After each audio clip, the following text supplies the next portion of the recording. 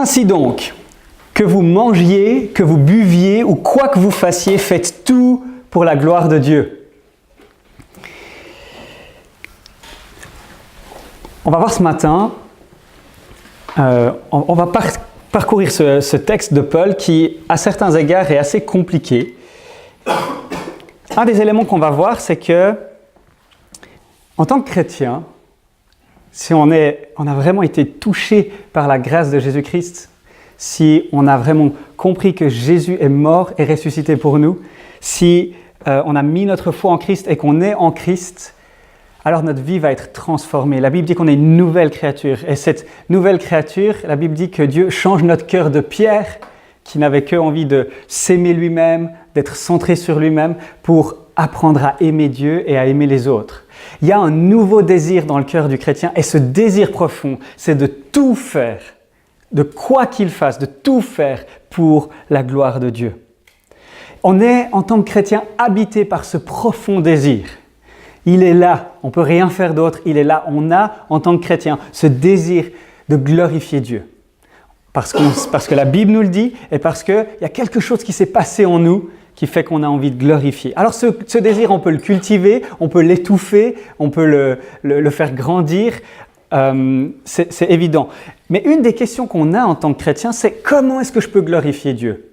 Et puis peut-être qu'on se dit, ok, est-ce que cette semaine, j'ai vraiment glorifié Dieu ? Parce que ce passage nous dit, quoi que vous fassiez, ainsi donc que vous mangiez, que vous buviez, ou quoi que vous fassiez, est-ce que j'ai glorifié Dieu dans ma manière de manger cette semaine ? Est-ce que j'ai glorifié Dieu dans ma manière de boire cette semaine ? Est-ce que j'ai glorifié Dieu dans ma manière de m'habiller, dans ma manière de travailler ? Et tout d'un coup, on se dit, purée, en fait, glorifier Dieu, c'est une activité du quotidien, minute après minute, seconde après seconde. Et tout de suite vient la question de, mais comment je fais pour savoir si j'ai vraiment glorifié Dieu ou pas ? Et je crois que le texte de Paul, là, il va nous donner un critère, ce n'est pas le seul critère, mais un critère assez essentiel pour nous aider à savoir si on a vraiment glorifié Dieu. Alors, on le verra après. Maintenant, peut-être que vous êtes là et que vous n'êtes pas chrétien. Et puis que vous avez des désirs aussi, vous avez des objectifs dans la vie. Peut-être vous dites, moi j'aimerais être bien, j'aimerais être heureux, j'aimerais faire le bien autour de moi. La même question se pose. Quels sont les critères avec lesquels tu évalues si tu as vécu en accord avec ton désir profond ? On a tous besoin de critères pour savoir est-ce que j'ai vraiment atteint ce que je désire au plus profond de moi ? Alors en tant que chrétien, un de nos désirs que Dieu crée, met dans nos cœurs, c'est qu'on désire glorifier Dieu. Et on doit savoir quels sont les critères à utiliser pour savoir si on a glorifié Dieu. Alors, ce qu'on va voir au travers de ce texte, c'est que nous sommes appelés à glorifier Dieu en cherchant l'intérêt des autres au lieu du nôtre. Ce matin, je crois qu'au travers de ce texte, Dieu veut te dire « Glorifie Dieu en cherchant l'intérêt des autres au lieu du tien ». Et on va voir cela, on va voir que ça c'est possible, à la lumière de ce que Paul il a dit, c'est possible car en Christ nous sommes vraiment libres d'aimer comme Christ nous a aimés. C'est un des éléments qu'on va voir. Et puis après, on va voir 3 manières de comment on peut glorifier Dieu en aimant les autres. On va voir 3 manières de comment on peut chercher l'intérêt des autres avant le nôtre.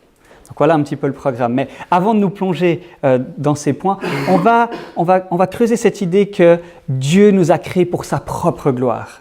On va créer cette idée qu'on a ce désir de glorifier Dieu, on a ce désir de faire toutes choses pour la gloire de Dieu. Au verset 31 encore, « Ainsi donc que vous mangiez, que vous buviez ou quoi que vous fassiez, faites tout pour la gloire de Dieu. » Alors qu'est-ce que ça veut dire glorifier Dieu ? Qu'est-ce que ça veut dire glorifier Dieu ? Une manière de définir ce que c'est glorifier Dieu, c'est la suivante. C'est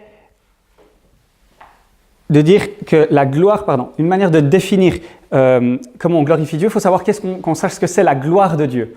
Et la gloire de Dieu, une manière de définir la gloire de Dieu, c'est de dire la gloire de Dieu, ce sont les attributs de Dieu qui sont rendus manifestes. D'accord ? La gloire de Dieu, ce sont les qualités, les caractéristiques, les attributs de Dieu, ce qui définit Dieu, du Dieu de la Bible, qui sont rendus visibles, manifestes, observables. Donc par exemple, Dieu, il est saint, et s'il fait quelque chose de visible qui manifeste sa sainteté, eh ben, il a été glorifié. Dieu, il est amour, et quand, de manière très concrète, il manifeste son amour, eh ben, là, il est glorifié. Quand il manifeste sa justice, là, il est glorifié, c'est rendu manifeste. Par exemple, la croix, elle rend manifeste, elle glorifie Dieu dans le sens où elle manifeste la sainteté de Dieu, parce que Dieu déverse sa colère contre le péché. Elle manifeste la justice de Dieu parce qu'on voit comment Dieu punit le péché. Et on voit aussi l'amour de Dieu parce que Dieu meurt à la place du pécheur. Donc la gloire de Dieu, c'est ses attributs, c'est qui il est qui est rendu visible, observable, manifeste pour nous. Et donc glorifier Dieu, ce pourquoi on a été créé, quand on glorifie Dieu, on rend les attributs de Dieu manifestes. On reflète d'une manière ou d'une autre qui est Dieu. Par exemple, un éclair. La beauté indescriptible et la puissance époustouflante d'un éclair manifestent la gloire de Dieu. Un éclair glorifie Dieu dans la mesure où il reflète une partie de la beauté et de la puissance de Dieu. C'est pour ça que toute la création glorifie Dieu, parce qu'elle manifeste des attributs de Dieu. Elle rend observables certains attributs de qui est Dieu. Alors, il y a plein de manières de glorifier Dieu. Et la Bible nous en donne. Par exemple, on glorifie Dieu quand on chante des louanges, quand on dit avec des mots, avec des chants, avec des prières, quand on dit qui est Dieu. On rend manifeste par nos mots qui est Dieu. Donc on glorifie Dieu par nos confessions de foi, par ce qu'on va dire. Donc la Bible nous invite à louer Dieu, parce qu'on glorifie Dieu dans la manière où on rend manifeste qui est Dieu par nos chants. On médite sur des attributs. Mais on glorifie Dieu aussi en faisant confiance à Dieu. C'est Paul qui le dit en parlant d'Abraham dans Romains 4, 20.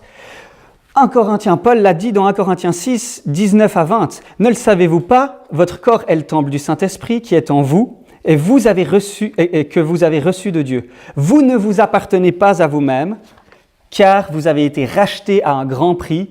Rendez donc gloire à Dieu dans votre corps. » On doit rendre gloire à Dieu dans notre corps, et dans le contexte, c'est fuyez l'immoralité sexuelle. On glorifie Dieu dans notre manière de gérer notre sexualité, de glorifier Dieu dans la manière dont on prend soin aussi de notre corps. Quand on accomplit nos bons désirs, 2 Thessaloniciens 1, 11 à 12, par exemple, Paul là, va dire qu'on va glorifier Dieu dans la mesure où on vit en accord avec les bons désirs que Dieu met dans nos cœurs. 1 Pierre 4, 10 va dire qu'on glorifie Dieu quand on met nos dons, les dons que Dieu nous a donnés, au service des autres. En Jean 15, 8, c'est l'obéissance à Jésus et l'amour pour les autres qui glorifie Dieu.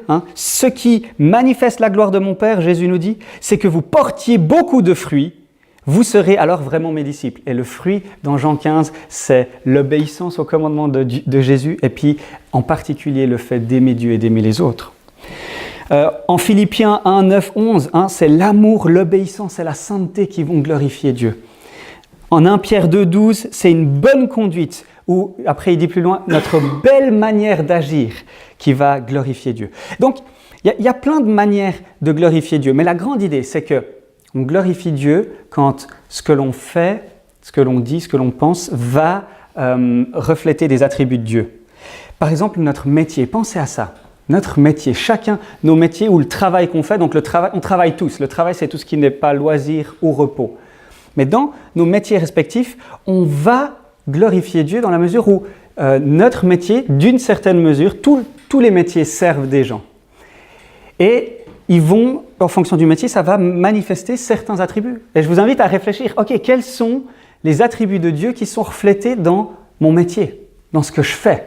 Qu'on soit chrétien ou non, c'est une réalité que ça va glorifier Dieu. La précision, la bonne organisation, ça remonte à un Dieu d'ordre, par exemple.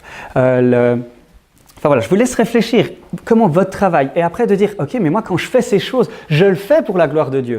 Je suis conscient que quand je fais bien mon travail, pourquoi faire bien son travail ? Parce que ça reflète la manière dont Dieu prend bien soin de nous. On va aussi glorifier Dieu par notre attitude et nos comportements. Donc il y a ce qu'on fait dans notre travail ou même dans nos loisirs ou dans notre repos d'une certaine manière. Le repos, c'est aussi une manière de glorifier Dieu. Mais aussi dans nos attitudes et dans nos comportements.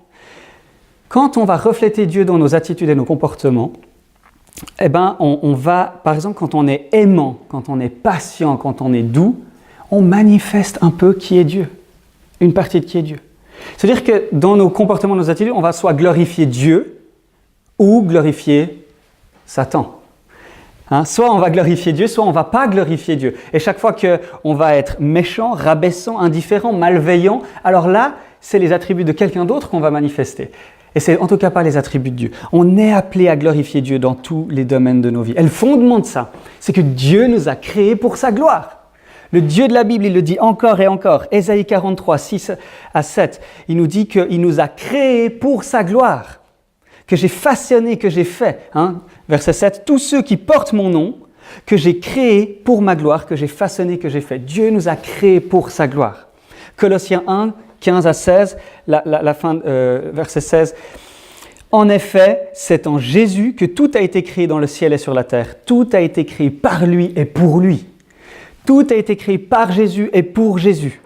Et encore Éphésiens 1, les versets 3 à 7, au milieu de là, il nous dit, mais il nous a rachetés, il nous a prédestinés, il nous a choisis pour qu'on soit les enfants et pour que nous célébrions la gloire de sa grâce. Pour qu'on célèbre la gloire de la grâce de Dieu à notre égard. Alors ça nous choque un peu des fois, ça. C'est-à-dire que Dieu, il a tout créé pour sa gloire. Je croyais que Dieu, il avait tout créé pour moi. Et puis, parce que nous, on n'aime pas tellement, en fait, si on est franc avec nous-mêmes, si on est honnête. J'aime pas trop cette idée que Dieu, il a tout créé pour sa gloire et que moi, j'existe pour la gloire de Dieu. Parce que moi, j'ai envie de chercher ma gloire. J'ai envie que les gens ils chantent des louanges à moi égard. J'ai envie que les gens ils se disent « Mais qu'est-ce que Valentin, il est super, qu'est-ce qu'il est intelligent, qu'est-ce qu'il est créatif ?» Je ne suis pas très intéressé à ce que les gens ils se disent que Dieu, il est super créatif, qu'il est super intelligent. Je préfère que les gens, ils m'adorent moi. Et au fond, et ça c'est le péché, et on a tous ça aussi au fond de nous. Et chrétien, effectivement, si tu es né de nouveau, tu as ce désir de glorifier Dieu, mais tu as encore ce désir de te glorifier toi-même. Tu as encore en toi ce que la Bible appelle la chair, cette nature pécheresse, ce désir de t'aimer toi-même, de te faire passer avant les autres. Et c'est pour ça que je pense qu'il faut qu'on réalise deux choses. Il faut qu'on réalise que Dieu nous a créés et nous lui appartenons, et donc il fait ce qu'il veut de nous. Où c'est que ça s'ancre ? Un des moyens d'ancrer le fait que, oui, j'ai été créé pour la gloire de Dieu, c'est que, en fait, Dieu m'a créé. Et je donne souvent cet exemple. Si je fais un bricolage ou si je fais un dessin, est-ce que j'ai le droit de l'afficher au mur ? Évidemment, c'est moi qui l'ai fait, j'en fais ce que je veux. Est-ce que j'ai le droit de le jeter à la poubelle ? Évidemment, c'est moi qui l'ai fait, j'en fais ce que je veux. Vous et moi, nous sommes le bricolage de Dieu. C'est Dieu qui nous a fait et il fait ce qu'il veut avec nous. Or, la bonne nouvelle, Dieu, il aurait pu nous créer pour qu'on soit malheureux et puis qu'on soit égocentrique et puis qu'on cherche tous notre propre intérêt, mais il n'a pas fait ça parce qu'il nous aime, il nous a créés pour qu'on puisse le glorifier. Et alors qu'on glorifie Dieu, alors on pourra être pleinement heureux parce que Dieu nous aime, il nous a créés pour qu'on le glorifie. Et alors qu'on glorifie Dieu, on va vraiment être heureux. On a tous envie d'être heureux parce que Dieu nous a créés pour être heureux alors qu'on le glorifie. Que vous mangiez, que vous buviez ou quoi que vous fassiez, faites tout pour la gloire de Dieu. Donc, on a vu, on est appelé à réaliser que nous appartenons. Dieu nous a créés, nous lui appartenons et nous avons été créés pour sa gloire. Non seulement il nous a créés, mais en plus il nous a rachetés pour qu'on lui appartienne. Et il nous a rachetés par le précieux sang de Jésus-Christ. C'est à grand prix que nous avons été rachetés afin d'appartenir à Christ. On ne s'appartient plus à nous-mêmes, on appartient à Dieu. Et c'est là le fondement de pourquoi on veut glorifier Dieu dans tous les domaines de nos vies. J'ai une petite illustration pour mettre en lumière le « quoi que vous fassiez, faites tout pour la gloire de Dieu ». En tant que chrétien, on a souvent tendance, en tant qu'être humain, on va compartimentaliser nos vies. Et puis, on va donner certaines parties à Dieu où on va vous dire « Ok, j'ai envie de glorifier Dieu dans ce domaine de ma vie, mais pas dans ce domaine de ma vie. » C'est impossible. En tant que chrétien, on est appelé à glorifier Dieu dans tous les domaines de nos vies. Imaginez que, c'est une histoire un peu farfelue, mais peut-être qu'elle pourra vous aider. Imaginez que vous vivez dans une maison, et puis depuis des années, vous croyez que c'est votre maison. Et puis, vous n'êtes pas du tout soigneux, et toutes les chambres de la maison, le salon, la cuisine, le bureau, la cave, la chambre à coucher, tout c'est pas du tout entretenu, c'est sale, c'est désordonné, c'est cassé, c'est vraiment vous êtes vraiment, cette personne de cette histoire, c'est vraiment pas une personne qui prend soin des choses. Et puis un jour, et puis à cause que vous n'avez pas pris soin de votre maison, vous vous êtes endetté parce qu'il a souvent fallu réparer des choses, il y avait des choses qui se cassaient, et puis vous avez des milliers de francs de dettes que vous devez payer sur cette maison parce que vous n'en avez pas pris soin. Et un jour, vous apprenez que cette maison, en fait, elle ne vous appartient pas, mais qu'elle appartient à quelqu'un d'autre. Et puis, le propriétaire de la maison, il vient et puis il vient regarder ce que vous avez fait de la maison. Et le propriétaire, c'est lui qui a construit cette maison. Et il vient vous trouver et puis il vous dit, il n'est pas très content parce que vous n'avez pas tellement pris soin de la maison. Et il vous propose la chose suivante. Il dit, ok, c'est moi qui ai construit cette maison. Attends, je vous propose la chose suivante. Soit vous partez et puis on refait tout à neuf. Soit je rachète toutes vos dettes. Je rachète une deuxième fois la maison. Et puis je viens vivre avec vous pour vous apprendre comment on doit vivre dans cette maison. Et puis on va aller petit à petit nettoyer cette maison, la remettre en ordre, et puis je vais vous montrer pourquoi elle a été créée et pourquoi chaque pièce existe dans votre maison. Et puis alors notre ami là, il réfléchit, il se dit bon, j'ai pas très envie de vivre dans la rue, donc oui. Et puis non, c'est vrai, il est vraiment incroyable. Il va racheter mes dettes. C'est la moindre des choses, c'est de me dire ok, je veux qu'il m'apprenne à vivre de la bonne manière dans sa maison. Et puis ça commence. Alors on commence par le salon et puis des fois il y a des débats. Hein, tout d'un coup vous dites mais non, le canapé il doit être à l'envers parce que vous aimez bien vous asseoir sur les pieds du canapé plutôt que sur... Et puis il y a un débat puis vous dites mais non. Et puis lui vous montre non mais regardez le canapé ça va à l'endroit, c'est pour s'asseoir ici. Regarde c'est beaucoup plus confortable. Et vous débattez mais le propriétaire il est patient avec vous, il vous explique, il vous montre pourquoi sont faits les objets de cette maison et comment ça doit être rangé. Et puis quel est le but d'un salon? C'est pour accueillir des gens, c'est pas pour mettre ses déchets. Et il y a aussi des moments, et imaginez tout d'un coup que cette personne, elle dit « Ok, on a nettoyé la cuisine, on a nettoyé le salon, mais alors tu ne toucheras pas à la chambre à coucher. Tu n'entreras pas dans la chambre à coucher. Tu iras en tout cas pas dans le bureau où je fais les paiements. Tu ne vas pas regarder comment je gère mes paiements et comment je gère mes factures. » Dans cette histoire, ça n'aurait aucun sens. Parce que la personne, elle ne peut pas faire ça. Elle ne peut pas dire « Non, je ne veux pas que tu viennes dans cette chambre. » Parce qu'elle sait que cette maison, elle appartient 2 fois au propriétaire. Une première fois quand il l'a construit, qu'il l'a payé, et une deuxième fois quand il l'a racheté à cause des dettes que j'avais faites. Ce serait complètement fou pour cette personne de dire « Non, tu ne viens pas dans la chambre à coucher. C'est mon domaine, je veux continuer à ce que ce soit sale et à vivre comme j'ai envie. » Parce que Dieu nous a sauvés, il nous a créés, nous lui appartenons, et qu'il nous a rachetés par le précieux sang de Christ. Alors nous lui appartenons totalement, corps et âme, nous lui appartenons. Nous ne nous appartenons plus à nous-mêmes, nous appartenons à Christ. Et ça veut dire tous les domaines de nos vies. Ça veut dire toutes les chambres de nos vies. On ne peut pas dire, ok Jésus, je veux bien apprendre à t'obéir dans mes relations avec ces personnes, mais pas dans mes relations avec ma famille. Ok, je veux bien te suivre dans ma gestion de mon temps, mais je ne veux pas t'obéir et apprendre ce que tu veux dans ma gestion de mon argent. Le chrétien appartient complètement à Dieu et nous sommes appelés à glorifier Dieu dans tous les domaines. Ainsi donc, que vous mangiez, que vous buviez ou quoi que vous fassiez, faites tout pour la gloire de Dieu. J'espère qu'on arrive à voir comment c'est aberrant de commencer à limiter le propriétaire dans les chambres dans lesquelles il pourrait aller. Et pourtant, c'est ce qu'on fait régulièrement. C'est ce qu'on fait régulièrement dans nos vies. Et l'invitation, et cette image, elle est là pour nous dire, réalisons que toute la maison appartient à Dieu, réalisons que toute notre vie appartient à Dieu, et que le Dieu, c'est un Dieu bon, il est le bon berger qui est mort à la croix pour nous, et qu'il sait mieux que nous ce qui est bon pour nous. Tout a été créé par Jésus et pour Jésus, donc Jésus sait comment ça doit fonctionner un mariage. Il sait comment ça doit fonctionner un mariage, c'est lui qui l'a inventé, c'est lui qui l'a créé, et il est la meilleure personne à qui nous devons faire confiance pour comment on doit vivre nos mariages. Il sait, il a créé toutes les relations avec nos familles, il a créé les relations avec nos amis, il a créé toutes ces choses, il a créé les loisirs, il a créé le travail, toutes ces choses, il sait. Et nous sommes invités à lui faire confiance. Et peut-être qu'il y a des domaines dans ta vie où tu sais, j'ai interdit à Dieu de venir dans cette chambre. Et l'invitation ce matin, c'est de réaliser, tu appartiens totalement à Dieu. C'est absurde de faire ça. Fais confiance à Jésus, qu'il est bon et qu'il va remettre de l'ordre et qu'il sait mieux que toi à quoi elle sert cette chambre.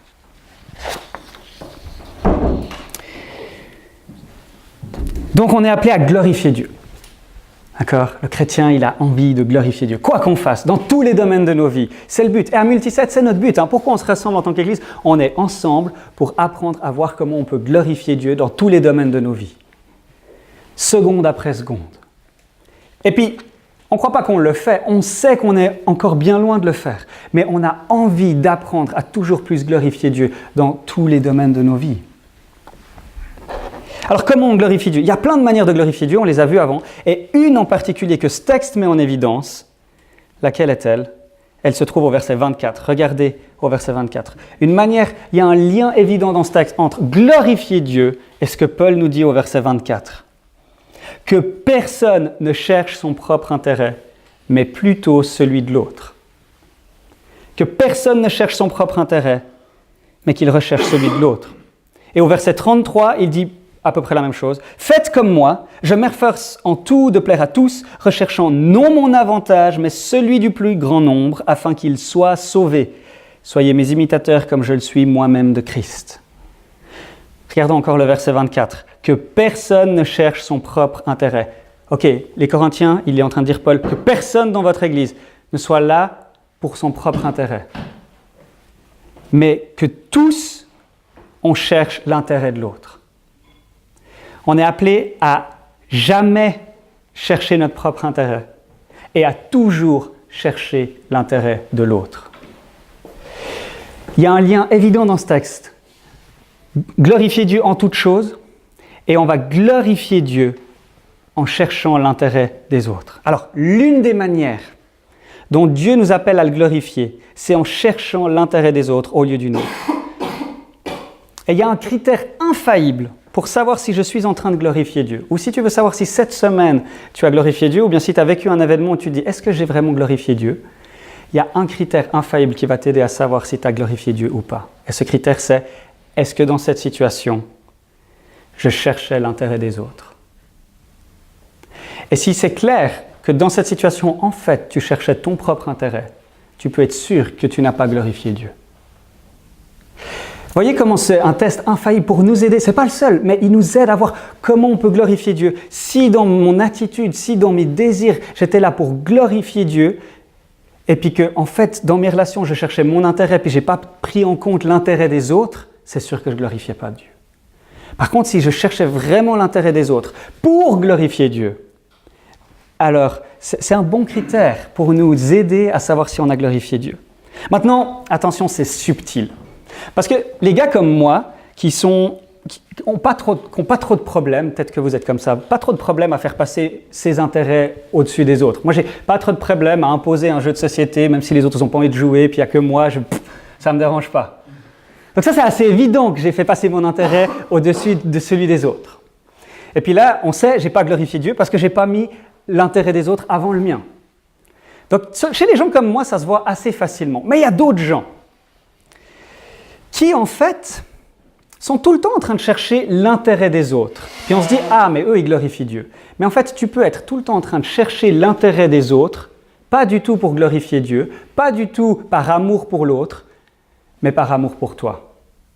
Puis c'est subtil, parce qu'il y a des gens, ce qu'ils aiment le plus, c'est que les gens ils disent que c'est des gens serviables. Moi, j'aime que les gens ils disent que je suis serviable, que je me sacrifie pour les autres. Alors en fait, ces gens, ils vont servir les autres, ils vont se sacrifier pour les autres, mais dans le but que les autres, après, ils vont dire que c'est des gens serviables et qui se sacrifient. Donc vous voyez, en fait, ils ne sont pas en train de chercher l'intérêt des autres. En servant les autres, ils ne servent pas vraiment les autres, mais ils utilisent les autres parce qu'ils savent que les autres vont leur donner des compliments sur comment ils les ont servis. Donc vous voyez, on est tellement pervertis par le péché que y a un petit peu ces deux catégories, et c'est pas parce que et puis il y a des gens ils croient vraiment qu'ils ont l'intérêt des autres en tête, alors que s'ils y réfléchissent puis qu'ils sont vrais avec eux-mêmes, ce qu'ils recherchent c'est la reconnaissance pour ce qu'ils ont fait à l'autre et pas tellement le bonheur de l'autre. Ce que Paul il dit là, c'est un vrai amour, je cherche vraiment, j'ai l'intérêt de l'autre en tête, je cherche son intérêt avant le mien. Et en fait, c'est un péché de chercher son intérêt. Le monde nous dit qu'on doit s'aimer nous-mêmes avant de pouvoir aimer Dieu et aimer les autres, c'est un mensonge. C'est un péché de chercher notre intérêt avant celui des autres. On doit chercher l'intérêt des autres. On va voir après pourquoi, comment c'est possible. Mais voyez comment on est invité et comment ça va nous aider à savoir si on a glorifié Dieu ou pas. Moi, j'ai fait ça, là, j'ai étudié ça, j'étais là, oh waouh, purée. En fait, je pensais que je m'en étais pas trop mal sorti pendant le week-end, dans mes relations avec certaines personnes. Et en fait, pas du tout. J'ai juste évité les conflits, mais c'était pour mon propre intérêt, pas du tout par intérêt pour les autres. Donc, on peut facilement se voiler la face. Donc, Paul, il ancre ça aussi. D'où ça vient, notre désir de chercher l'intérêt des autres. Paul, il l'ancre où? Regardez au verset 1 du chapitre 11. Où est-ce que Paul il va chercher cette idée? Il dit aux Corinthiens, « Soyez mes imitateurs comme je le suis moi-même de Christ. » C'est Christ son modèle, et c'est Christ notre modèle. Parce que Christ a fait passer nos intérêts avant les siens. Et où c'est qu'on voit ça? Dans le jardin de Gethsémani. Quand Jésus dit, Seigneur, éloigne de moi cette coupe, je n'ai pas envie de subir la colère de Dieu, je n'ai pas envie de subir le châtiment. Toutefois, non pas ma volonté, mais ta volonté. Il a fait passer notre intérêt avant le sien.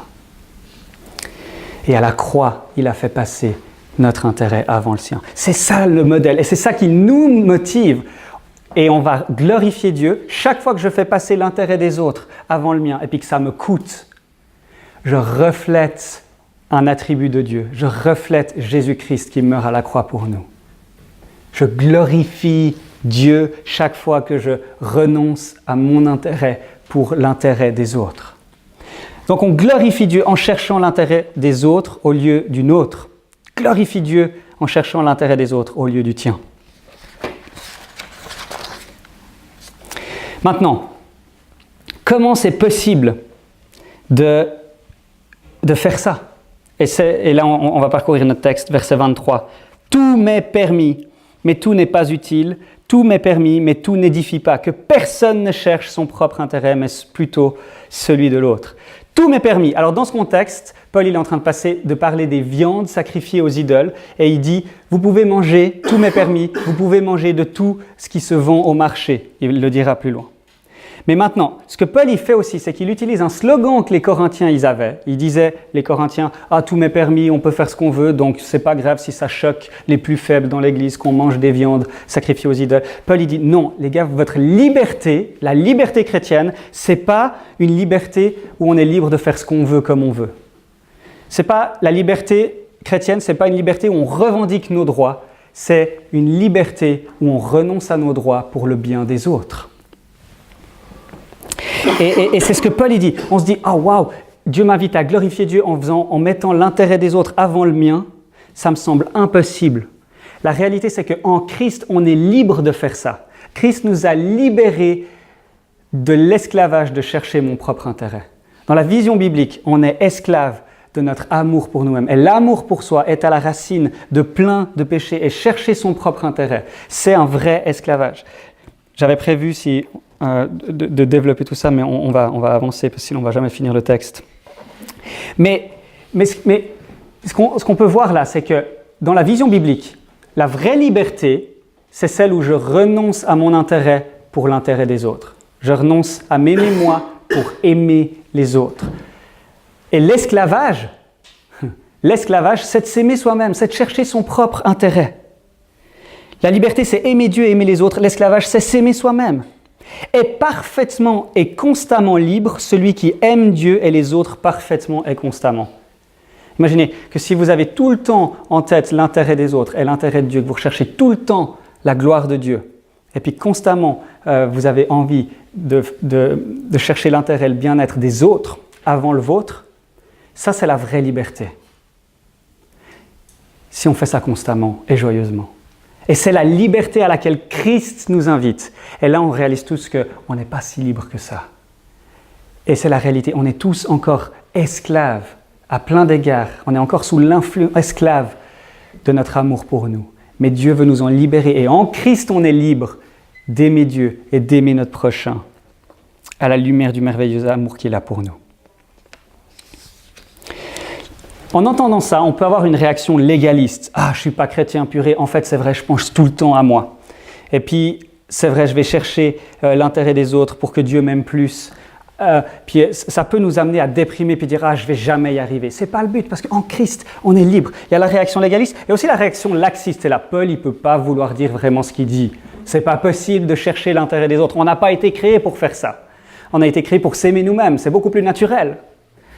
Et puis Paul, il exagère tout le temps, Paul. Et puis Jésus aussi, et puis la Bible, ils exagèrent.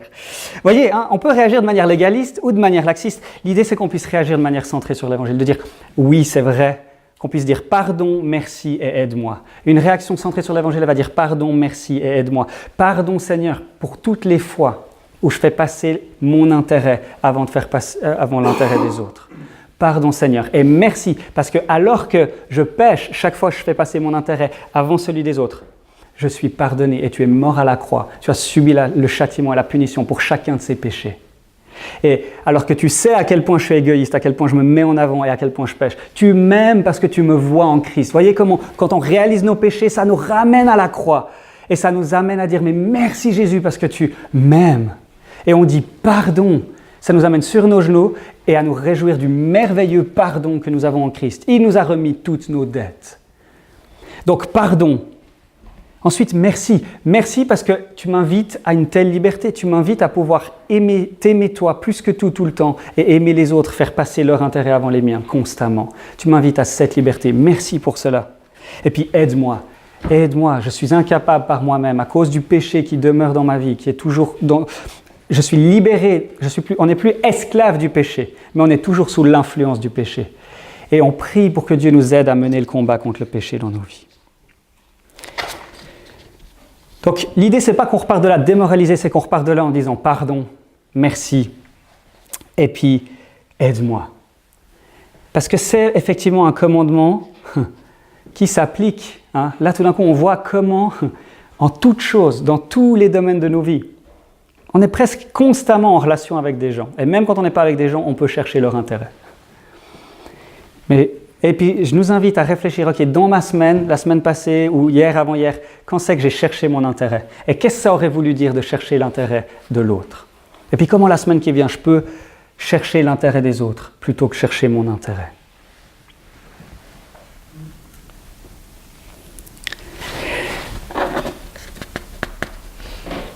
Donc, Paul, il dit qu'on doit chercher l'intérêt des autres, puis après, il continue au verset... il nous dit, verset 23, 24, que personne ne cherche son propre intérêt, mais plutôt celui de l'autre. Et au verset 25, qu'est-ce qu'il nous dit? Je ne sais pas si... On ne s'attend pas tellement à ce qu'il dise ça. Mangez de tout ce qui se vend au marché sans vous poser de questions par motif de conscience. Car la terre, avec tout ce qu'elle contient, appartient au Seigneur. Là, on aurait plutôt pensé qu'il allait nous donner des exemples de comment on va, plutôt que de nous dire qu'on peut manger de tout. En fait, là, il faut comprendre que ce texte, c'est la conclusion de 3 chapitres.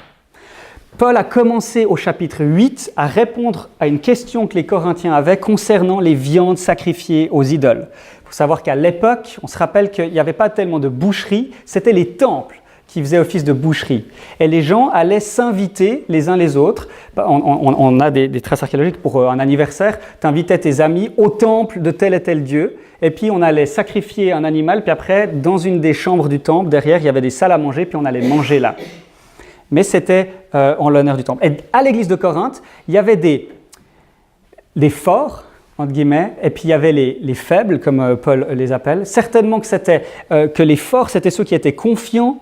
Les faibles, c'était plutôt des gens angoissés. Que les forts étaient certainement socialement influents, c'était sûrement les riches. Et puis les faibles, c'était certainement les pauvres. Et puis les socialement insignifiants. Et puis les forts dans l'équipe, là, ils disaient « Mais il n'y a qu'un seul Dieu, je peux aller dans ces fêtes, on m'invite dans ces fêtes, ils vont mal le prendre si je ne vais pas à cette fête, mais je peux y aller, de toute façon, il n'y a qu'un seul Dieu. Et puis les idoles, ça n'existe pas, donc peu importe si ces viandes, elles sont sacrifiées aux idoles. » Et puis il y a 2 questions dans le texte. Il y a la question « Est-ce qu'on peut aller manger dans les temples ?» Parce qu'après tout, il n'y a qu'un seul Dieu, les idoles n'existent pas. Première question. Puis deuxième question, après c'est... Les temples, ils revendaient cette viande, et puis quand elle allait au marché, la plupart de la viande, elle provenait de ces temples.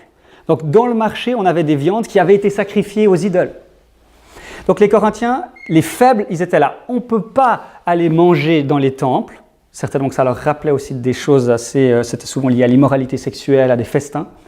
Et puis, ils avaient des remords, ils avaient de la peine, ils se disaient « Mais si j'achète la viande au marché, elle a été sacrifiée, donc c'est mal, est-ce que je peux en manger ou pas ?» Et puis, les faibles, pour eux, c'était un péché de manger la viande et puis d'aller dans les temples. Mais parce qu'il y avait des riches qui y allaient, ils se sentaient peut-être obligés d'y aller.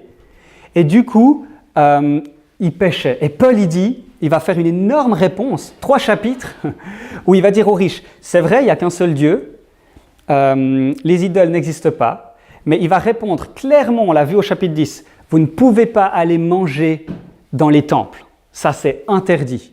Vous ne pouvez pas, pourquoi? Oui, les idoles n'existent pas, mais ceux qui sacrifient aux idoles, ils sacrifient à des démons, et je ne veux pas que vous soyez en communion avec des démons. Voilà l'argument de Paul. Donc, et puis, pendant tout le chapitre, au chapitre 8, il a commencé par dire « Sache que quand tu vas manger là-bas, ton frère qui est faible, lui, ça le fait chuter. Donc, rien que pour ça, tu ne devrais pas le faire. » Ensuite, au chapitre 9, il a montré comment lui, il avait des droits, il aurait pu demander un salaire aux Corinthiens, mais il a renoncé à ce droit pour la cause de l'Évangile. Et de la même manière, il invite les Corinthiens à renoncer à des droits qu'ils pourraient avoir, effectivement, mais pour le bien-être de la communauté, pour la cause de l'Évangile. Et puis au chapitre 10, il dit clairement, si vous allez manger dans les temples païens, c'est de l'idolâtrie. Fuyez l'idolâtrie. D'accord? Et puis après, là, à la fin, dans la conclusion, il va répondre à l'autre question de « Est-ce qu'on peut manger de la viande du marché ?» Et là, la réponse, elle est différente. Il dit « Mangez de tout. Vous ne posez pas de questions. Mangez de tout ce qui se vend au marché sans vous poser de questions par motif de conscience, car la terre, avec tout ce qu'elle contient, appartient au Seigneur. » Donc, Paul, il est hyper clair. Là, il va un peu dans le sens d'effort. Donc, j'espère qu'on a un petit peu mieux compris le contexte dans lequel on est. Et puis, c'était un bref résumé de un peu tout ce qui se passe.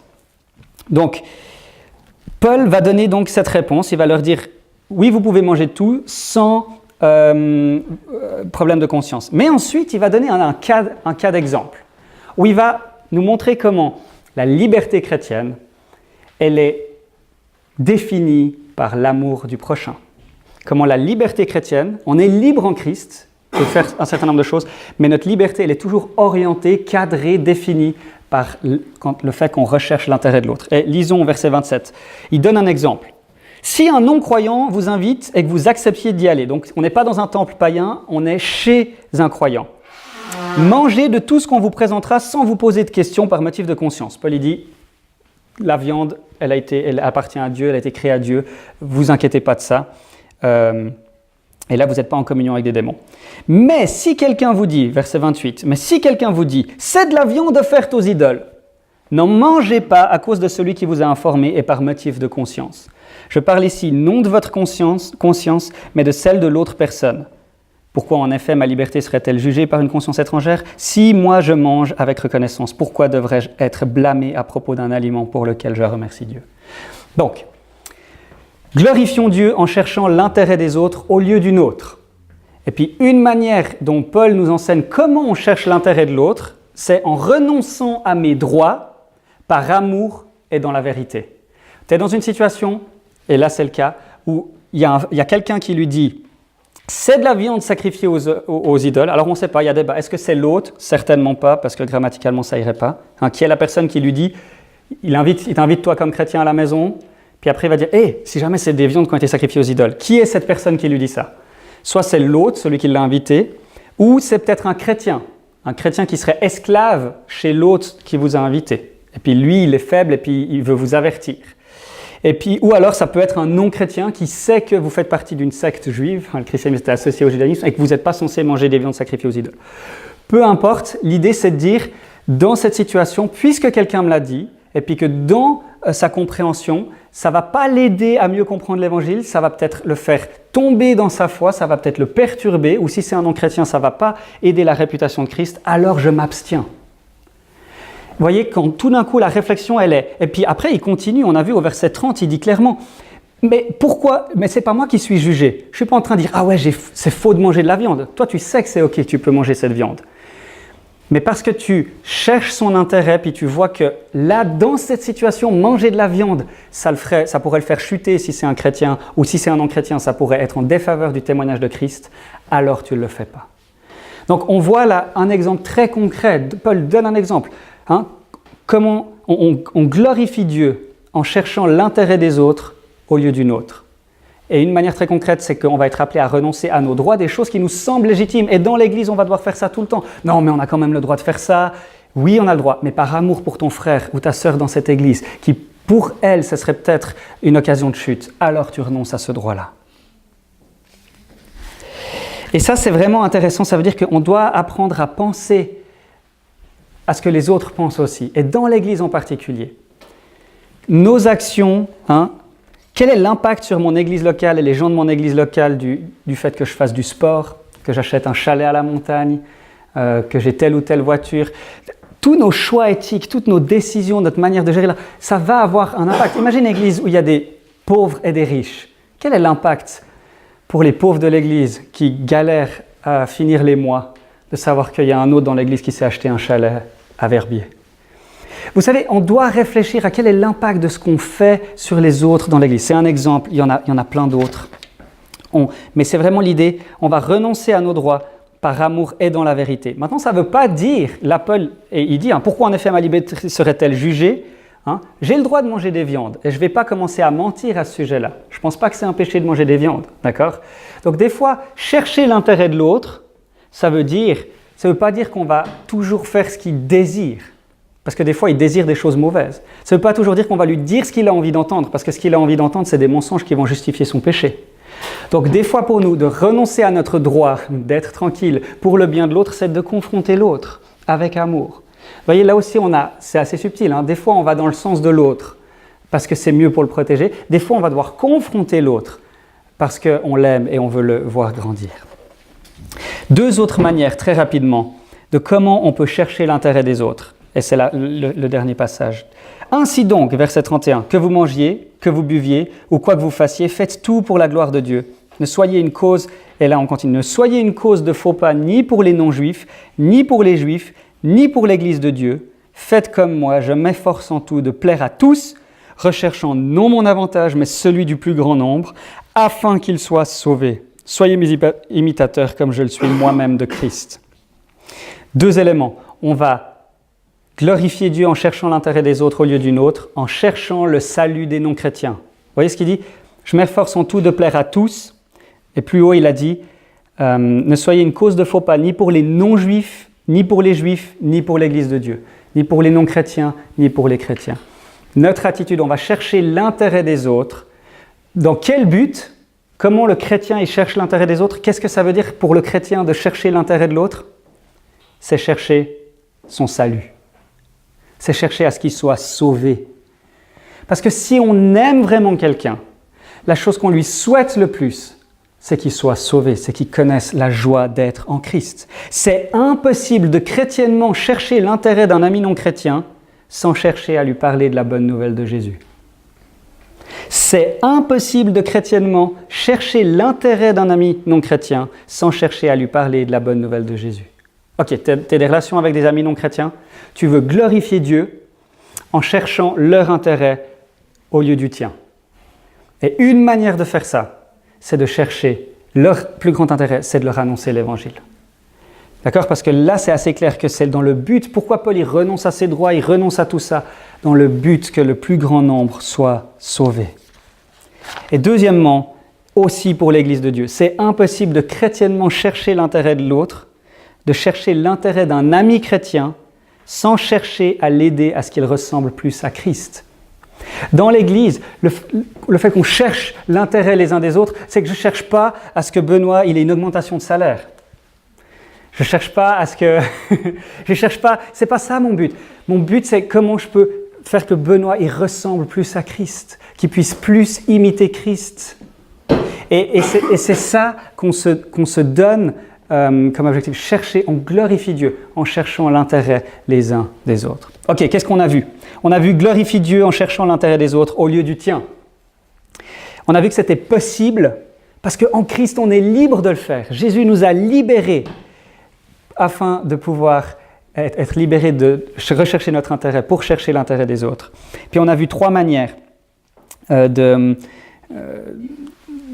chercher l'intérêt des autres, en renonçant à mes droits par amour et dans la vérité, en cherchant le salut des non-chrétiens et en cherchant le salut des chrétiens.